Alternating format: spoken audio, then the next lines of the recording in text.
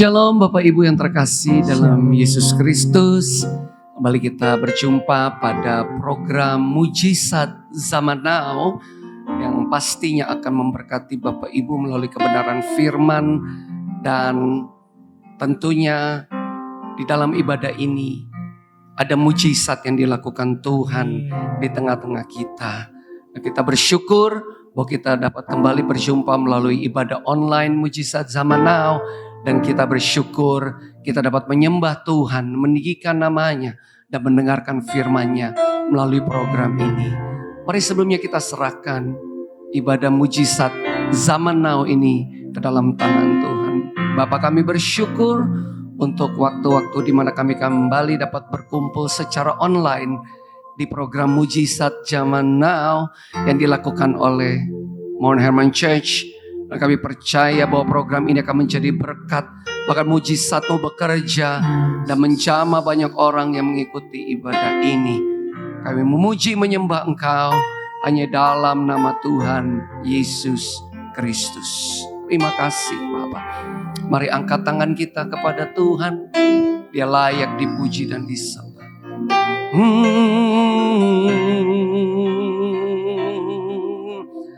Kaulah Tuhanku, Kaulah Rajaku, Kau yang termulia di bumi dan di surga. Kaulah Tuhanku, Kaulah Tuhanku,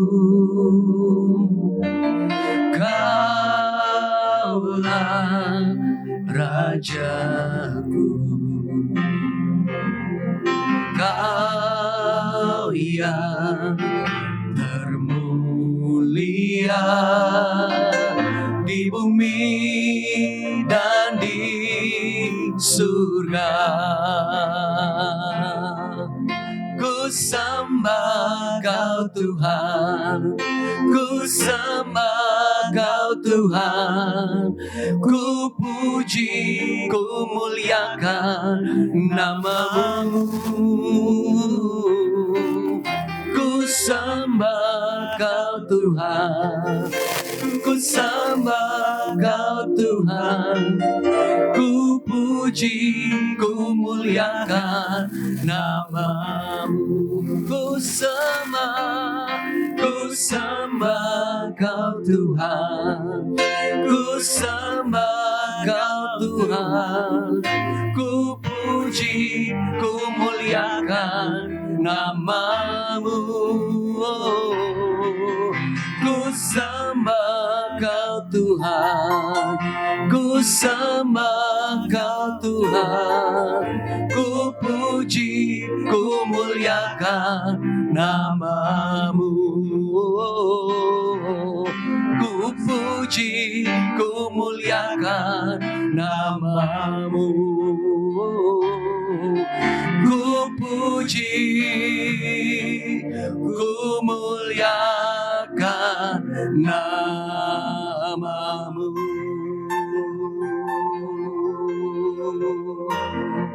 Kami puji Engkau, kami muliakan nama-Mu Tuhan. Mujizat-Mu berlaku terjadi Tuhan. Haleluya, kami bersyukur kepadamu. Terima kasih Tuhan, terima kasih. Terima kasih ya Pak. Anugerah-Mu dinyatakan di tengah-tengah kami. Mujizat-Mu mengalir, menyembuhkan, memulihkan, melepaskan, membawa terobosan. Bagi setiap anak-anak-Mu membutuhkan jamahan dan lawatan-Mu Tuhan.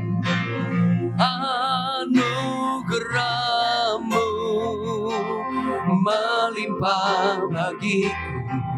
selalu baru di setiap waktu. Kebenaran-Mu dan perkenananmu mengikutiku.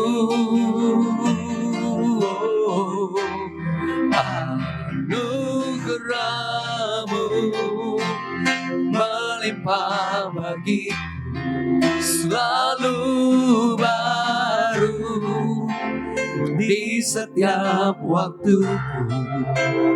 Kebenaran-Mu dan perkenananmu mengikutiku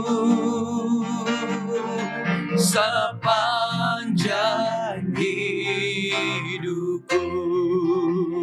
Kebenaran-Mu dan perkenananmu, kebenaran-Mu dan perkenananmu, kebenaran-Mu dan perkenananmu mengikutiku sepanjang hidupku.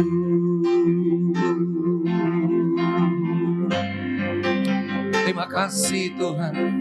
Kami percaya melalui program Mujizat Zaman Now ini ada kuasa-Mu yang mengalir, kasih-Mu yang mengalir, memulihkan, menyembuhkan, melepaskan dan membawa terobosan bagi banyak orang. Dan kami mau terima firman-Mu yang akan disampaikan Kau sendiri Bapa, mengurapi, dan firman-Mu itu benar-benar memerdekakan setiap mereka yang mendengarnya. Siap untuk menerima firman-Mu hanya di dalam nama Tuhan Yesus Kristus. Haleluya. Amin.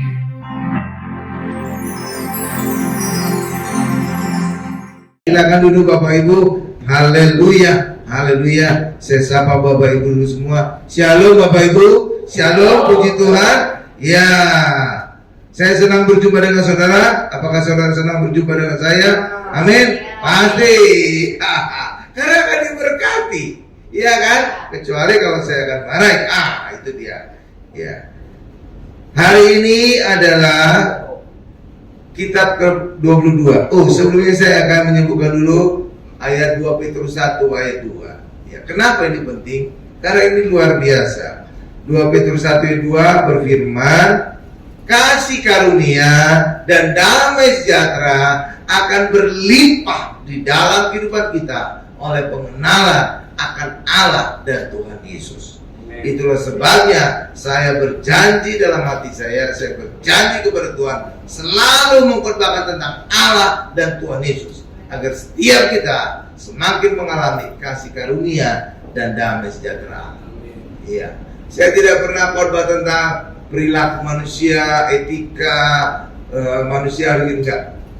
Karena orang Kristen harusnya punya ciri hanya memberitakan tentang perbuatan-perbuatan besar dari Allah. Amin. Itu dikatakan di dalam Kisah Rasul 2 ayat 11 ketika Roh Kudus turun atas murid-murid.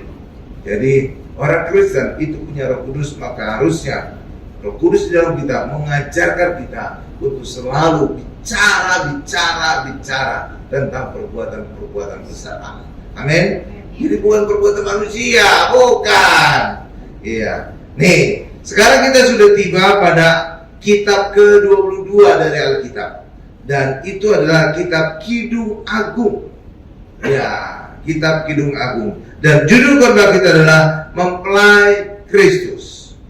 Judulnya adalah Mempelai Kristus. Apa judulnya Bapak Ibu? Mempelai Kristus. Ya. Mempelai Kristus itu disebutkan di dalam Wahyu 21 ayat 9. Bahwa kita lah mempelai-mempelainya Kristus. Ya, kalau mempelai sebelum kita dipersatukan Bapak Ibu, maka ada masa pacaran, ya kan? Biasanya gitu.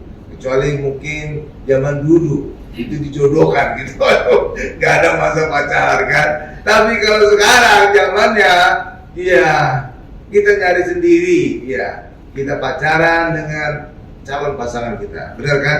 Hal yang sama juga dengan kerohanian. Iya Bapak Ibu, makanya kita sekarang ini seakan-akan masa pacaran gitu Bapak Ibu. Itulah sebabnya sebenarnya hubungan kita dengan Tuhan itu romantis. Amin. Bukan rokok makan gratis ya Bapak Ibu, bukan. Romantis. Iya, romantis. Dan itu jelas dinyatakan di dalam kitab Kidung Agung. Cuma masalahnya karena saking romantisnya banyak pendeta risih memperbangun kitab Kidung Agung. Iya, risih. Kenapa? Ya karena kesan itu kayak playboy gitu. Rayuan-rayuan ya Pulau Kelapa gitu ya Bapak Ibu ya. Iya, banyak rayuan-rayuannya. Padahal ini sebenarnya firman Tuhan yang menggambarkan bagaimana hubungan kita dengan Tuhan. Jadi mesra, intim.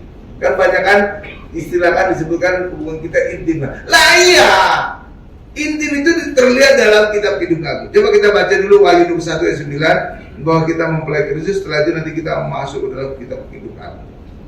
Wahyu 12 ayat 9, 21 ayat 9, ini saya bacakan ya. Wahyu 21 ayat 9. Maka datanglah seorang dari ketujuh malaikat yang memegang ketujuh cawan yang penuh dengan ketujuh malapetaka terakhir itu. Lalu ia berkata kepadaku, ini siapa? Rasul Yohanes. Katanya, marilah ke sini, aku akan menunjukkan kepadamu pengantin perempuan mempelai anak domba. Dan itulah kita orang Kristen.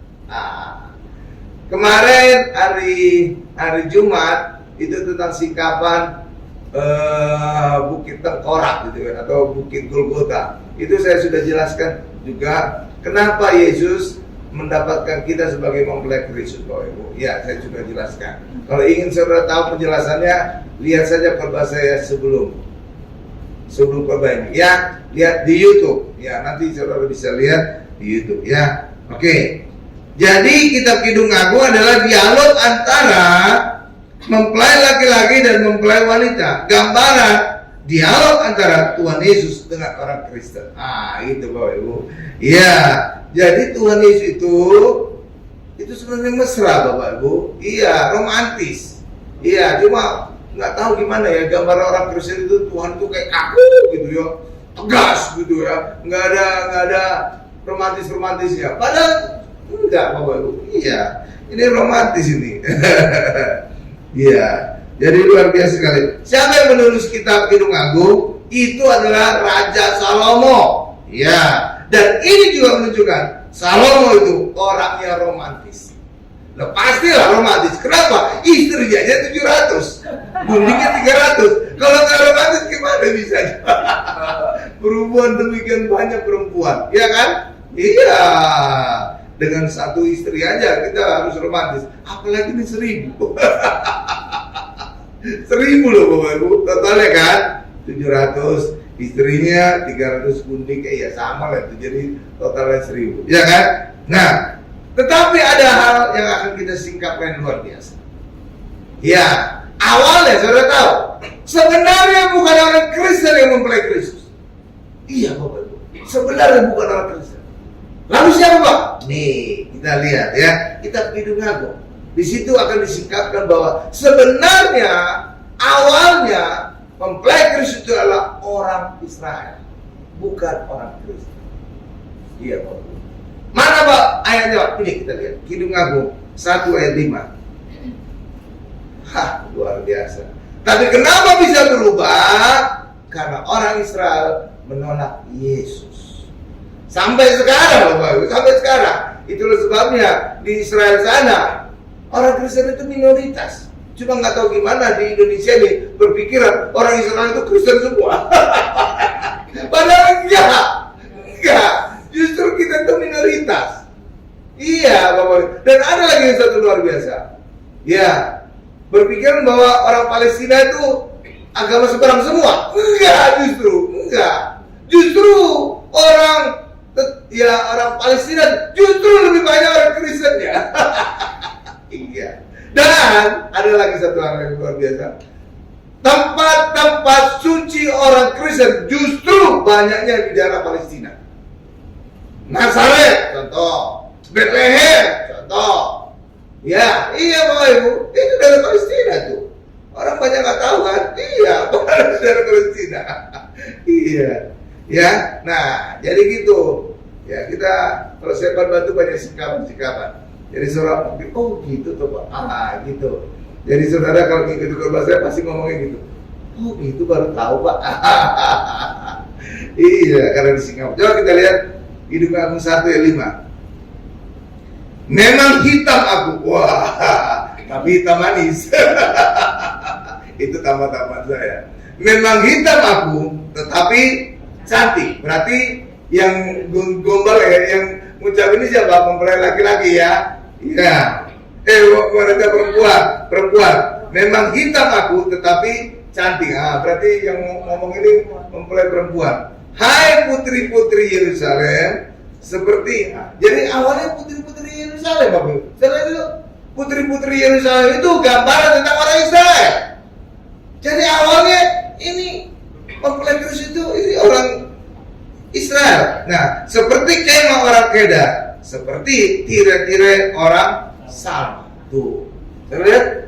Jadi awalnya itu mempelai Kristus itu orang Israel. Makanya disebut putri-putri Yerusalem.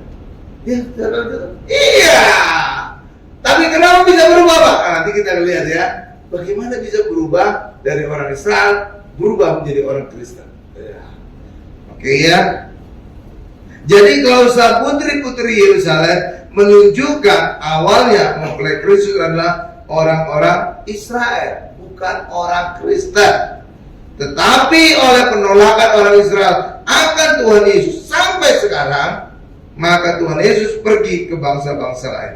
Itulah kita orang Kristen sekarang ini. Tuh.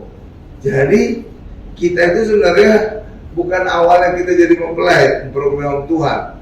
Jadi ini ibarat kayak orang di perusahaan atau plan B, plan B. Plan B. Karena plan 1 gagal, plan B masuk gitu Bapak. Dan plan B-nya kita jadi mempelai Kristus. Gitu Bapak Ibu. Tapi awalnya bukan kita, orang Israel. Iya ya? Iya. Nah, saat Tuhan memikul salib Via Dolorosa, iya, Yesus juga berkata, hai putri-putri Yerusalem. Oh ini belum ada catatan saya, coba dibuka. Ini putri atau Ina? Putri. Oh putri. Putri-putri Yerusalem. Ternyata cocok. Namanya putri. Iya.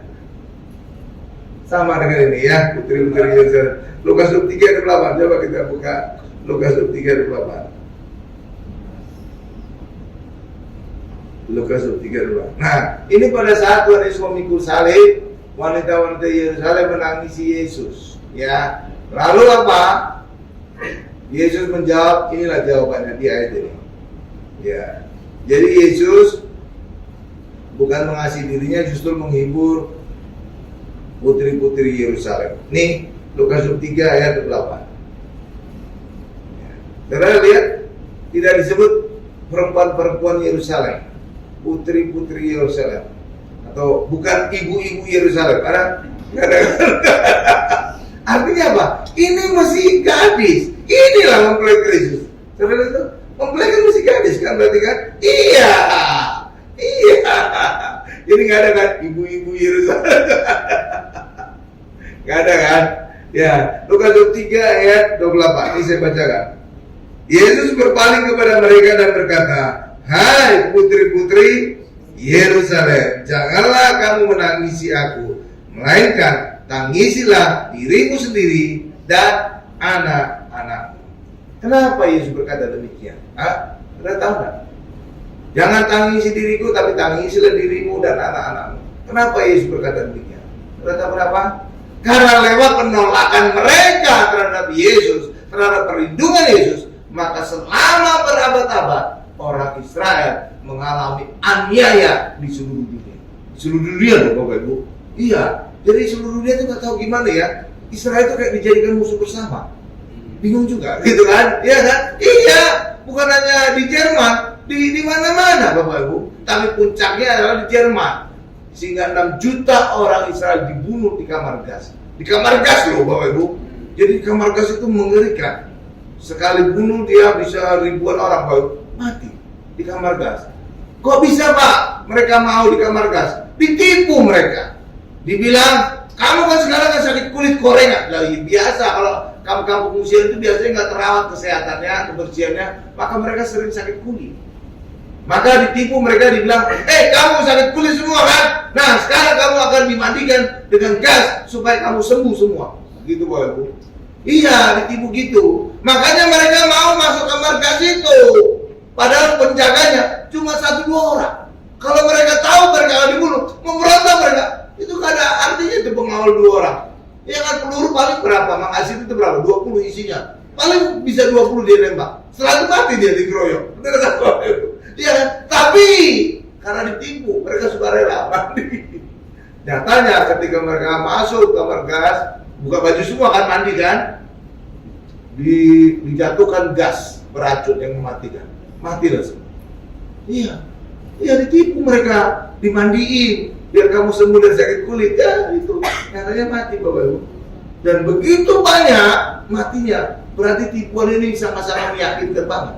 6 juta orang bisa mati di kamar gas. Wow. Dan sekarang di Israel ada peringatannya di satu tempat namanya Yad Vashem. Yad Vashem. Ya, kalau orang ke Israel umumnya diajak ke tempat itu. Ya, umumnya nggak selalu sih. Saya ke Israel 4 kali, saya diajak ke tempat itu 2 kali. Jadi 2 kali nggak diajak. Nggak tahu gimana tuh ya. Ya udahlah. Ya, tapi justru lewat gitu ada tempat yang kunjungi, ada yang enggak.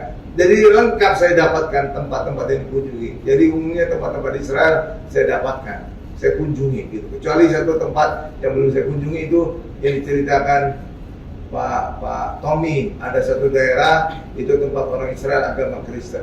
Itu saya belum pernah datang ke situ. Iya Bapak Ibu, ya. Cuma itu, yang lainnya saya sudah datang semua. Mulai dari Gunung Hermon, mulai dari Malang, Laut Mati. Wah, udahlah semua itu. Udah 4 kali. Ya, nah, jadi itu Bapak Ibu. Jadi Yesus mengatakan kepada putri-putri Yerusalem, jangan tangisi aku, tapi tangisilah dirimu dan anak-anakmu. Karena enggak lama kemudian, tahun 70, tentara Romawi datang mengepung Yerusalem, dibakar itu bait Allah, dihancurkan, dan orang Israel banyak diangkut jadi budak, tersebar ke seluruh dunia. Ya, Bapak Ibu. Saudara tahu nggak? Di Indonesia itu ada tempat orang Israel, Bapak Ibu. Masa sih, Pak? Iya. Dan tempatnya juga yang tidak terduga. Saya tahu di mana? Di Sumatera Barat. Ada di situ. Bahkan ada sinagogenya. Tuh, kok mereka nggak nolak Pak? Ya, zaman dulu kan belum pakai agama mereka. Iya, agama mereka itu kan abad ke-6. Sedangkan peristiwa diaspora ini abad pertama. Jadi orang Israel tersebar ke seluruh dunia. Gitu Bapak Ibu. Oke ya. Ya, lanjut. Jadi hubungan Tuhan Yesus dan orang Kristen. Coba kita lihat lagi rayuan-rayuan ya Bapak Ibu ya. Kidung Agung 1 ayat 15 sampai dengan 16. Makanya dia pendeta itu risih korban ini. Nih lihat bahasanya ya. Iya, jangan saja pendeta masih risih kalau baca ayat ini. Kidung Agung 1 ayat 15 sampai 16. Nih lihat. Lihatlah cantik engkau. Oh, mana ada pendeta cantik engkau. Lihatlah cantik kau, manisku. Oh, manisku lagi. Sungguh cantik engkau, bagaikan merpati matamu tuh. Kan risih kan pendeta kan kalau ngucap. Ya lanjut lagi. Lihatlah tampan engkau, kekasihku. Sungguh menarik, sungguh sejuk petiduran kita. Tuh kan? Kalimat-kalimatnya kalimat yang ini gitu Bapak. Ya jelas aja pendeta risih banget. Ya kan? Tuh. Lihat Bapak Ibu. Dan kalau saudara lihat lagi ayat-ayat yang lain, itu banyak lagi rayu-rayuannya. Nanti saudara baca di rumah ya. Ya kalau saya nggak sempat baca ini. Kidung Agung, pujian dari mempelai wanita kepada mempelai laki-laki, itu Kidung Agung 5 ayat 9 sampai 16. Terus pujian mempelai laki-laki terhadap mempelai wanita, itu Kidung Agung 6 ayat 4 sampai 12. Ya, saudara bayangkan aja lah betapa mesranya hubungan kita dengan Tuhan Yesus. Iya Bapak Ibu. Iya, mungkin aja saudara juga yang pernah pacaran nggak semesra ini, gombalan. Iya Bapak Ibu, iya. Jadi benar-benar ya, Salomo itu wow, luar biasa. Iya. Ayat-ayat ini menunjukkan Tuhan Yesus dan orang Kristen saling memuji dan saling mengasihi. Nah itu Bapak Ibu. Jadi saudara jangan anti terhadap kita hidup agung. Inilah Tuhan kita, romantis sekali terhadap kita, mempelai-mempelainya. Amin, Bapak Ibu. Nah, pada kitab ini terlihat lebih banyak Tuhan Yesus memuji orang Kristen daripada orang Kristen memuji Tuhan Yesus. Ternyata Tuhan Yesus lebih banyak merayu kita. Ya kan, baru tahu kan saudara kan? Iya, seringkali kan orang Kristen kan dia merasa lebih banyak memuji Tuhan dengan pujian penyembahan. Ya kan, kayak kita lah, PW aja presiden worship kita udah 9, udah sampai 9 udah 9 kali gitu Bapak. Iya kan, kita pikir kita lebih banyak kan memuji Tuhan kan? Enggak, ternyata Tuhan lebih banyak memuji kita. Tuh.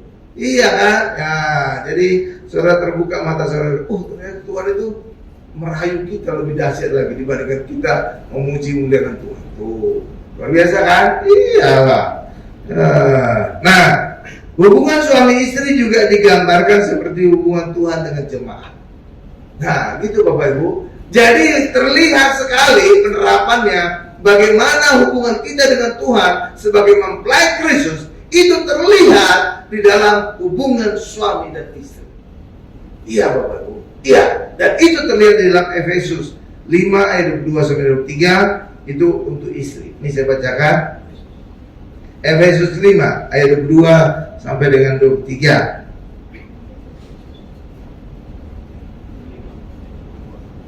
Iya, 22 sampai 23. Nih, saya bacakan. Jadi ini untuk istri. Hai istri, ada istri sini? Ibu. Siapa ibu gembala ya? Hai istri ya. Tanduklah, oh bukan. Tunduklah kepada suamimu seperti kepada Tuhan. Ya, beda-beda tipis tanduk dengan tunduk ya. Tunduklah kepada suamimu seperti kepada Tuhan. Jadi tanpa syarat. Banyak istri berkata, saya akan tunduk kepada suami saya kalau dia baik, kalau dia murah hati. Nggak ada itu tambahan murah hati. Benar kan? Kalau dia baik, nggak ada kan? Jadi ini tunduk itu tanpa syarat. Iya, iya. Tapi bukan berarti istri itu jadi bisa suami bertindak semena-mena. Enggak. Nanti kita selesai. Kita baca dulu ayat 3-nya. Karena kenapa istri tunduk kepada suami? Ini dia alasannya. Karena suami adalah kepala istri, sama seperti Kristus adalah kepala jemaat. Dialah yang menyelamatkan tubuh. Jadi suami yang menyelamatkan istri. Tapi nggak selalu. Nggak selalu Bapak Ibu. Ya, nggak selalu. Apa buktinya? Oh iya, ada buktinya. Ada 2 pendeta besar. Kedua-duanya sudah meninggal. Ya, jadi disebut-sebut sedikit nggak apa-apa lah. Ya. Pertama adalah gembala besar, gereja besar, mungkin terbesar di Indonesia atau di Jakarta. Itu yang pertama kali bertobat adalah ibunya, istrinya. Istrinya buat bersuka doa dulu. Suaminya masih ngintip-ngintip. Apa yang dilakukan istri saya? Ternyata perbuatan doanya bagus, bertumbuhnya, banyak jemaatnya. Lalu kemudian salah seorang pengurus atau ketua dari Sinode GBI datang. Udah, Pak, jadikan gereja aja di bawah Sinode kita. Bapak jadi gembalanya. Semula nggak mau, tapi akhirnya ada satu peristiwa, akhirnya mau. Ya, anaknya rupanya ada kelainan dan anaknya itu harus dioperasi. Tapi si bapak ini, si calon gembala ini berkata, kalau anakku sembuh secara mujizat, aku akan mau jadi gembala. Bener. Anaknya sembuh tanpa dioperasi secara mujizat. Akhirnya beliau jadi gembala. Iya. Tapi yang awalnya istrinya. Yang bukan. Jadi istrinya yang mendoakan suaminya, Bapak Ibu. Iya, suaminya. Akhirnya yaitu suami jadi pendeta, bahkan gembala gereja terbesar di Indonesia. Saudara cari aja sendiri. Saya mantan dari sana dulu. Iya. Ya. Dan kedua, pendeta juga di gereja itu juga aktor laga, karateka gitu Bapak Ibu. Ya, saudara cari aja sendiri. Karateka, aktor laga, lu terkenal. Itu juga gitu, didoakan istrinya bertalu-talu. Istrinya duluan jadi pengurus gereja. Ya, akhirnya apa? Suaminya bertobat. Bukan hanya bertobat, bahkan jadi pendeta. Luar biasa kan? Jadi nggak selamanya suami yang menyelamatkan istri, tapi bisa jadi kondisinya terbalik, istri yang menyelamatkan suami. Makanya suami istri nggak boleh dua-duanya berdosa. Ya, jadi harus ada salah satu yang bisa menguduskan pasangannya. Makanya ayat tadi berkata, suami menguduskan istri atau sebaliknya, istri menguduskan suami. Itu. Jadi jangan amblas dua-duanya. Kalau Adam dan Hawa itu amblas. Ya, Hawa makan buah, Adam diajak, makan gitu. Kalau seandainya Adam saat itu menolak pemberian buah dari Hawa, maka tidak ada manusia yang dosa. Kenapa? Hawa dikuduskan oleh Adam. Gitu Bapak Ibu. Paham? Tapi ketika dua-duanya makan buah, ya udah amblas. Gak ada lagi yang bisa kuduskan. Maka jatuhlah manusia dalam dosa. Paham Bapak Ibu ya? Karena itulah suami istri harus salah satu bisa menjadi tiang doa bagi keluarga. Oke, kenapa? Dia bisa menguruskan keluarganya, terutama pasangannya. Oke, Bapak Ibu ya. Oke, lanjut. Nah, sekarang untuk suami. Jadi istri tadi harus tunduk kepada suami, tapi bukan berarti suami bisa semena-mena. Kenapa? Ayat Efesus 5 itu bilang mengunci. Coba kita lihat. Hai suami. Sekarang suami, ada suami di sini? Ada. Minimal Pak Karem atau adik saya. Hai suami, kasihilah istrimu sebagaimana Kristus telah mengasihi jemaat dan telah menyerahkan dirinya baginya. Artinya apa sini? Ayat 26 terakhir. Untuk menguduskannya sesudah ia menyucikannya dengan memandikannya dengan air dan firman. Jadi suami harus mengasihi istri. Dan bagaimana Kristus mengasihi jemaat? Siap mati. Artinya suami mengasihi istri harus siap mati. Bukan hanya sekedar berkorban, perasaan siap mati. Gitu Bapak Ibu. Jadi nggak bisa suami KDRT kepada istri, nggak bisa suami menindas istri, nggak bisa. Kenapa? Karena suami juga harus mengasihi istri yang siap korban. Iya, jadi imbang gitu. Jadi istri tunduk kepada suami, suami siap korban bagi istrinya, tuh kan? Jadi imbang kan? Iya, harusnya kalau demikian ideal ini jadi rumah tangga. Kalau di dalam Tuhan ya. Tapi juga ada syaratnya. Saya lihat apa syarat di sini? Istri tunduk kepada suami mengacu kepada Tuhan, seperti kepada Tuhan. Satu. Suami mengasihi istri mengacu kepada Kristus. Artinya apa?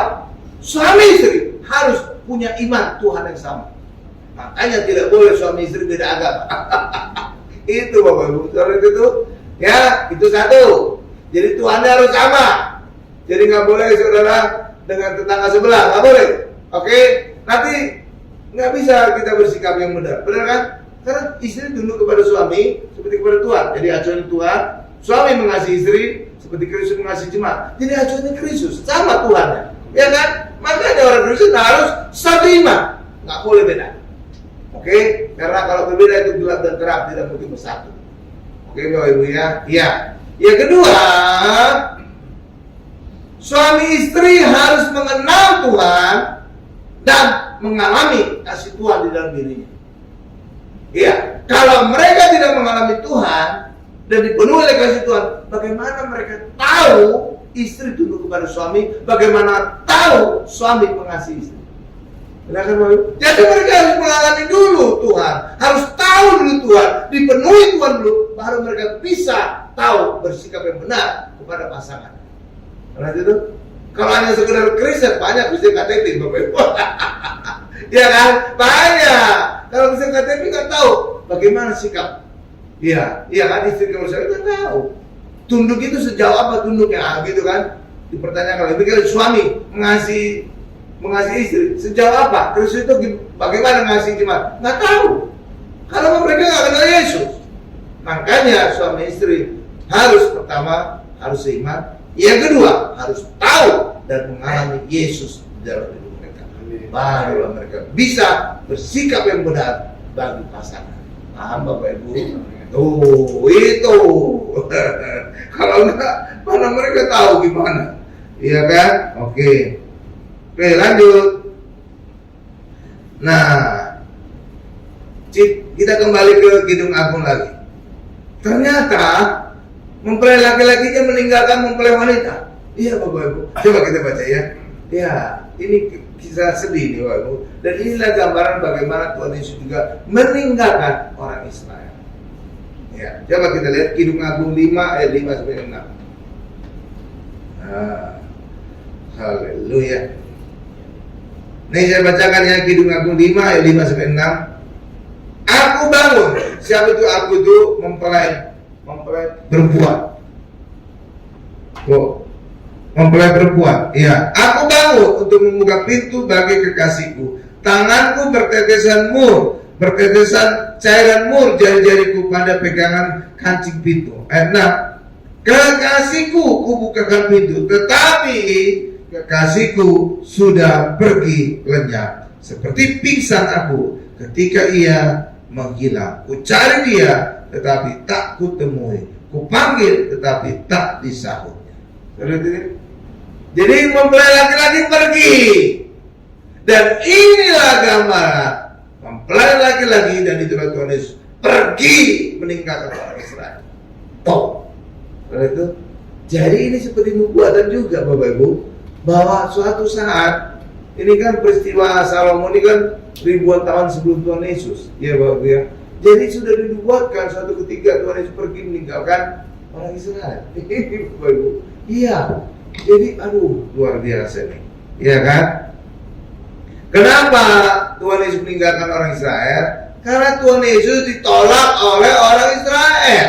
Jadi bukan kemauan Yesus, tapi karena Yesus ditolak. Bagaimana penolakannya? Kita lihat Lukas 13 ayat 34. Sampai Tuhan Yesus menangisi penolakan orang Israel terhadap Tuhan Yesus. Iya, dan saudara tahu tempat di mana Tuhan Yesus menangisi orang Israel, di situ telah berdiri sebuah gereja besar yang bernama Dominus Flex. Artinya dalam bahasa Latin adalah Tuhan menangis. Biasanya juga kalau orang ke Israel diajak ke gereja ini, ibadah di gereja ini. Saya pernah ke Israel 4 kali, cuma sekali ya ikut ibadah. 3 kalinya nggak ibadah. Tapi ini tempat ini pasti dikunjungi. Kenapa? Karena bisa melihat kota Yerusalem secara bagus, secara lengkap gitu Bapak Ibu. Iya, kelihatan banget. Iya, oke ya. Coba kita lihat Lukas 13 ayat 34 nih.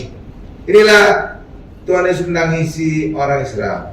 Yerusalem, Yerusalem, engkau yang membunuh nabi-nabi dan melempari dengan batu orang-orang yang diutus kepadamu. Tuh lihat Bapak Ibu.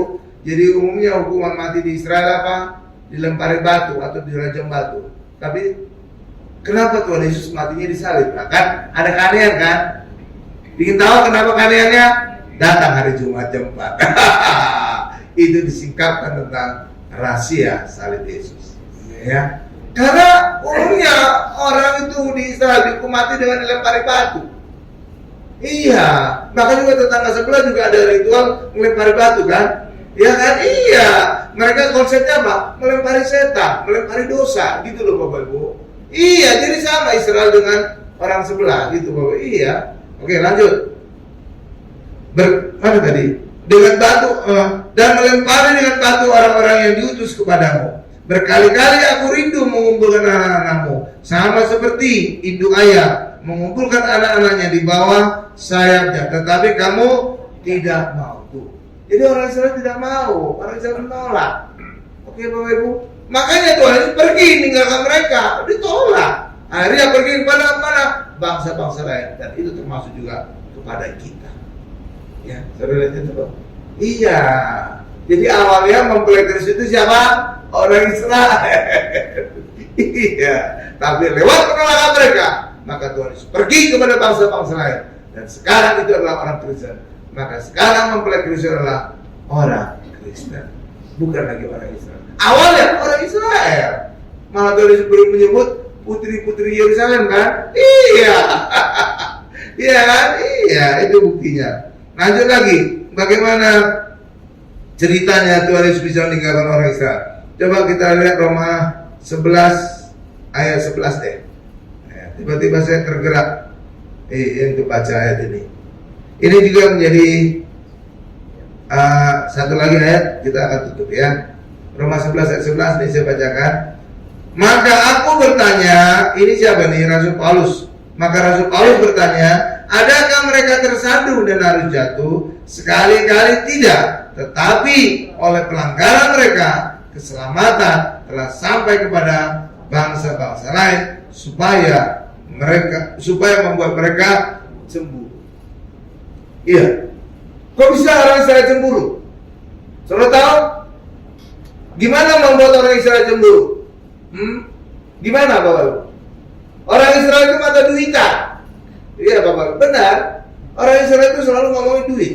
Tapi mereka juga sukses. Makanya orang-orang terkaya di dunia itu banyak kan orang Yahudi. Iya. Coba saudara sebut siapa aja? Iya, itu banyak orang Yahudi Bapak. Benar. Mereka juga penemu hebat. Sehingga hadiah Nobel paling banyak itu orang Yahudi Bapak. Benar. Mereka. Jadi bagaimana cara membuat mereka cemburu? Bangsa yang mata duitan ini, tunjukkan kita lebih diberkati. Nah, gitu. Dan itu terlihat ketika orang Kristen seluruh dunia datang ke Israel. Wih, ternyata orang-orang Kristen kaya-kaya bisa datang ke Israel. Iya, mereka jadi orang Kristen di seluruh dunia kok bisa hebat ya, kok bisa diberkati ya. Mereka bisa datang ke Israel jalan-jalan gitu, Bapak Ibu, belanja-belanja. Kita nggak kemana-mana gitu, Bos. Iya, itu mereka membuat mereka cemburu. Wih, ternyata orang Kristen diberkati. Harusnya kita diberkati. Kita kan umat pilihan Tuhan, gitu Bapak Ibu. Iya, itu yang membuat mereka cemburu. Bukan kita harus wani kemana. Nggak ada artinya bagi mereka. Nggak ada arti. Pokoknya kalau tunjukkan duit, itu mereka baru, oh gitu ya, gitu Bapak Ibu. Iya, makanya kalau orang Kristen ke Israel, jangan tawar-tawar ya Bapak Ibu ya. Oke, kesannya aja orang kaya gitu. Beli barang gak usah nawar. Iya ya, lumayan semakin membuat mereka cemburu. Karena mereka itu hanya cemburu kalau kita lebih kaya dari mereka gitu. Iya, jangan selalu bicara rohani kepada orang Israel. Gak akan masuk itu mereka. Tapi bahasa rohaninya mereka adalah duit. Tunjukkan kita lebih kaya dari mereka, gitu. Iya, jadi mereka jadi cemburu. Wih, ternyata orang Kristen lebih diberkati daripada kita. Padahal kita kan bangsa pilihan, gitu Bapak Ibu. Itu yang membuat mereka cemburu. Oke, jangan ngomong hal-hal rohani, nggak masuk itu mereka. Iya. Jadi akhirnya lewat penolakan orang Israel terhadap Yesus, maka Yesus pergi meninggalkan orang Israel. Iya Bapak Ibu ya. Tuhan Yesus, tetapi Tuhan Yesus memang benar meninggalkan orang Israel. Tetapi pada akhir zaman Tuhan Yesus akan kembali ke Israel. Untuk apa? Menyelamatkan orang Israel. Kenapa pada akhir zaman? Kita Wahyu berkata, banyak bangsa akan mengepung Israel. Iya. Jadi nggak tahu gimana itu Bapak Ibu. Jadi orang Israel itu kayak musuh bersama. Iya. Mengepung orang Israel. Iya Bapak Ibu. Sekarang aja udah kelihatan tanda-tandanya kan? Iya kan? Sekarang juga masalah seperti perang di Gaza. Saya tahu siapa yang mulai. Ya mereka juga. Mereka nyerang-nyerang ngebom. Tapi Israel ngebalasnya berlebihan. Memang gitu. Karena apa? Mereka ingin membuat siapapun yang menyerang Israel akan dibalas ratusan kali lipat ganda. Gitu Bapak Ibu. Untuk membuat orang jerah. Jangan lagi macam-macam sama mereka. Nanti kita dibalas, diserang lebih banyak lagi. Gitu Bapak Ibu. Makanya kan itu belum habis-habis ya, belum puas mereka membalas. Iya Bapak Ibu, iya itu betul. So, ya, oke Bapak Ibu ya. Jadi pada akhir zaman nanti banyak bangsa akan mengepung orang Israel. Tapi pada saat itulah, kondisi itulah Tuhan Yesus datang menyelamatkan orang Israel. Bukan hanya Tuhan Yesus datang, kita juga datang bersama-sama dengan Tuhan Yesus. Artinya sebelumnya kita mengalami pengangkatan. Iya, coba saudara baca kita lagi deh. Tuhan Yesus turun bersama-sama dengan orang-orang kudusnya. Siapa itu orang kudus? Orang Kristen. yang dikuduskan oleh darah Yesus. Iya, itu ada rahasianya itu. Banyak orang gak lihat. Iya kan? Orang kudus itu yang dikuduskan oleh darah Yesus. Siapa yang dikuduskan oleh darah Yesus? Yang percaya kepada Yesus. Siapa itu? Orang Kristen. Iya dong. Jadi kita nggak mungkin kudus oleh perbuatan baik kita. Nggak mungkin. Karena apa? Kitab Yesaya 64 ayat 6 jelas berkata, kesalehanmu, kekudusanmu seperti kain kotor. Benar, ada ayatnya. Iya. Bahkan terjemahan Alkitab sekarang, seperti kain kotor haid wanita. Jelas, itu lebih spesifik lagi. Iya. Jadi zaman dulu nggak ada kayak kita sekarang, zaman modern, ya kan? Pakai softtek atau kapas gitu ya. Kalau dulu pakai kain. Pakai kain. Jadi wanita itu pakai kain. Iya Bapak Ibu, iya makanya itu kain kotor. Iya gitu ya Bapak Ibu ya. Ya kalau sekarang kan disposal, sekarang pakai buang, Kalau dulu enggak. Zaman dulu. Oke ya. Lanjut lagi. Nah inilah ayat terakhir kita bahwa pada akhir zaman Tuhan Yesus datang kembali dan orang Israel berkata, diberkatilah dia yang datang dalam nama Tuhan. Matius 3 ayat 39. Ini menjadi ayat terakhir. Haleluya. Matius 3 ayat 39. Saudara lihat, walaupun saya khotbah berurutan setiap kita kalau kita saudara lihat, ujungnya kesimpulannya Tuhan Yesus bisa aja ya. Iya kan? Padahal ini kan kayaknya kesannya jauh gitu ya. Enggak. Tuhan Yesus itu adalah benang merah dari Kejadian sampai Wahyu. Karena itu kita bisa berbakat Tuhan Yesus.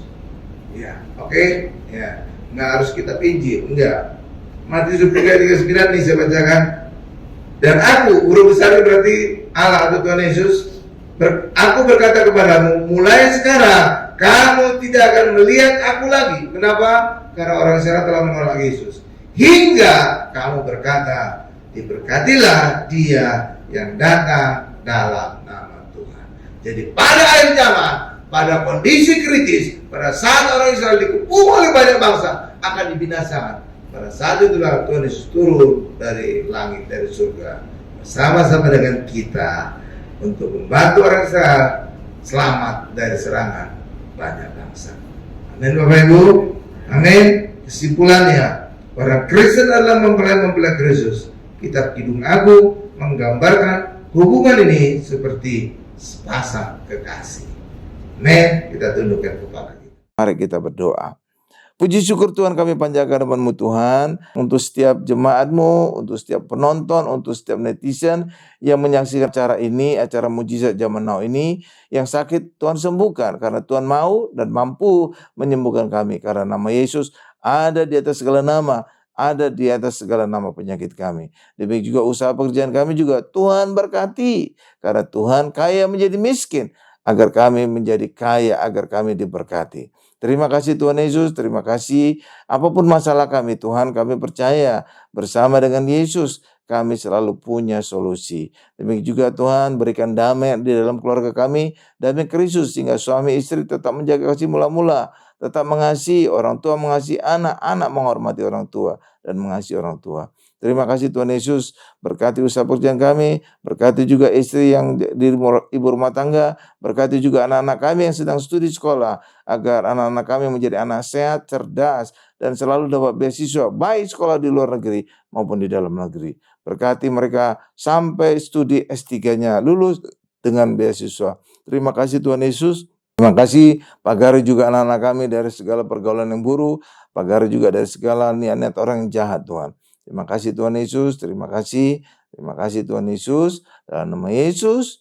Dan kami ingin akhiri doa ini dengan doa berkat. Mari Bapak Ibu semuanya, angkat kedua tangan kita, siap menanti kita untuk menerima berkat-berkat dari Allah Bapa yang Maha Kuasa. Berkat dari Allah Bapa yang Maha Kuasa, kasih karunia dari Tuhan Yesus, dan penyertaan Roh Kudus menyertai kami semua, mulai hari ini sampai selama-lamanya. Haleluya, sama-sama kita berkata, amin.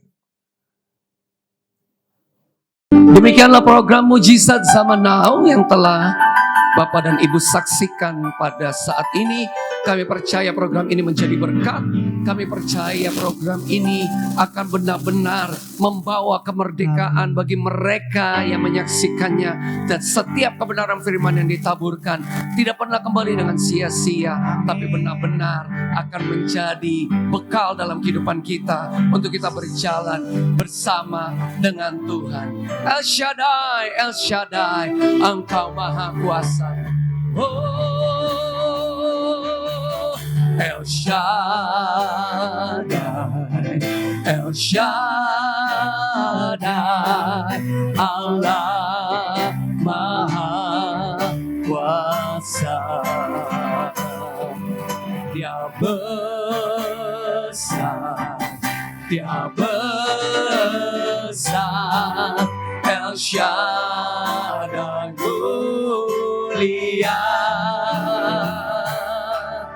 El Shaddai, El Shaddai, Allah Maha Kuasa. Berkat-Nya melimpah, El Shaddai. Berkat-Nya, berkat-Nya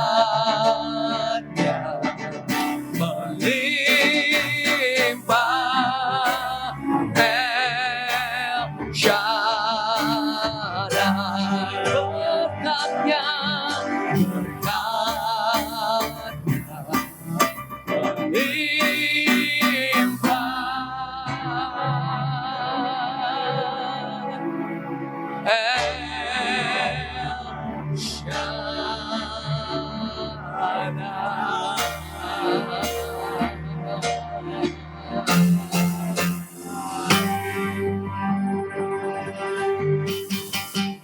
Tuhan Yesus memberkati.